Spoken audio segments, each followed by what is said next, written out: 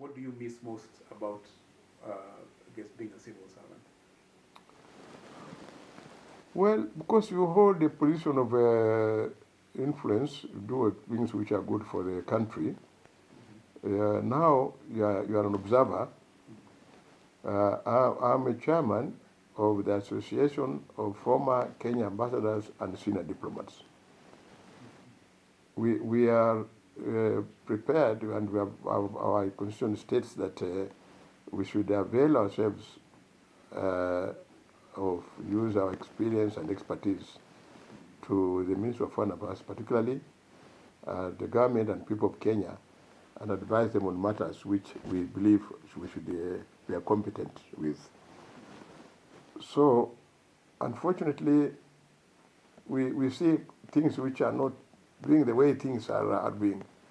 A lot of young diplomats seem to be more concerned about their own interests, personal interests, rather than serving the country. I know there are some who are serving the country. I'm not saying all, but there are a lot of bad eggs in the service, rotten eggs rather, in the service, particularly through corruption, which is ruining our service. We served. I would be corrupted. I would be a very wealthy man if I was corrupt. I would not be staying in a 3-bedroomed house here in Gumo. But for my service, dedicated service, we were living on what I was earning. I don't regret what I'm having. There are challenges, of course, which you have. You don't have resources which other people have now. Our pension is not high because of our salaries were also low. So it is a challenge we have to face. But definitely, as a former civil servant, I would wish to see the current holders of senior positions be more patriotic, more concerned about the welfare of their country and the job they're doing, avoid temptations of being bribed and abusing their power, which is now almost becoming on a daily basis. It bothers some of us, and not only me, but some of us who have retired honorably from the service. But we are available to advise as we can. We've been always saying that when there are matters which they require our input, they should call us. In some countries, in the US, they call former ambassadors occasionally. They rely on their expertise. The Ministry of Foreign Affairs, for a change, like other ministries, we work together with them closely.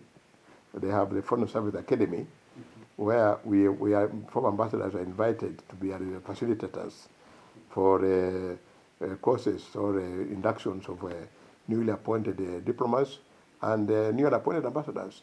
Last week, I was speaking to newly appointed ambassadors, about 17 of them who were appointed recently in their program. So, and with young diplomats also, we talk to them. Those among us who are available, the Ministry of Foreign Affairs is always acceptable to us. So, unlike other ministries, Ministry of Foreign Affairs is outgoing in that case. They invite us to major functions when they are launching, for example, the Foreign Service policy. They invited us. When they are launching the ministry strategic plan, they invited us, former ambassadors. Unlike other ministries, when you have gone, you don't want to be seen around the ministry. But I'm always welcome to the Ministry of Foreign Affairs when I go there. They don't resent our presence. We would like to see more cooperation, of course.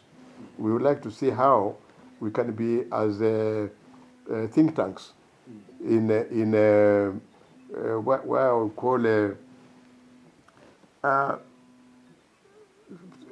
discussing matters which are of vital important for our country in a think tank. I have a think tank group where you share experiences as a matter which we can be able to advise our country more than we're doing now.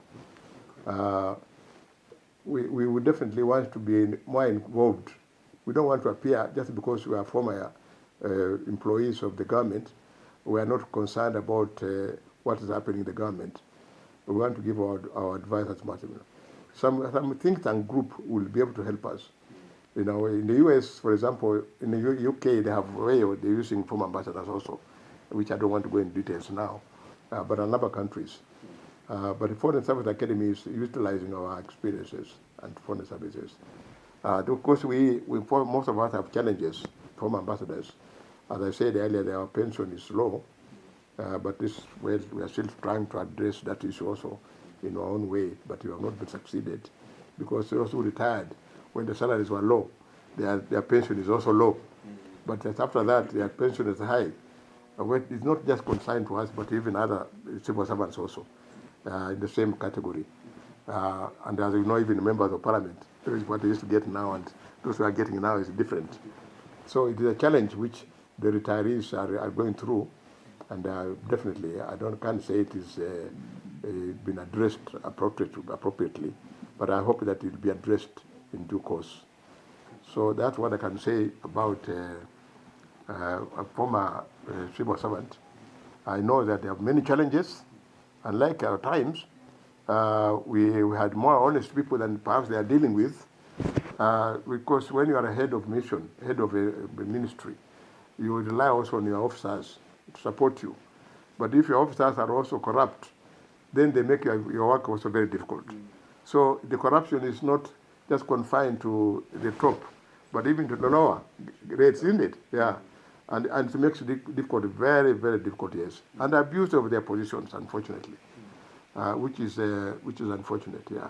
But for us, we'll continue being patriotic to our country and offer our services whenever it is required. Yeah. Thank you so much for your time. Yeah. Thank you for the wealth of information that you've shared, for the stories that you've shared. Yeah. I wish we had more Kenyans like you, people who are patriotic, who even years after finishing what they did, they can still be welcomed back to their place of employment because you did not leave any bad mark there. So thank you so much, even for the service you had for this great nation. Yeah. Thank you. Thank you so much for sharing this. Thank you.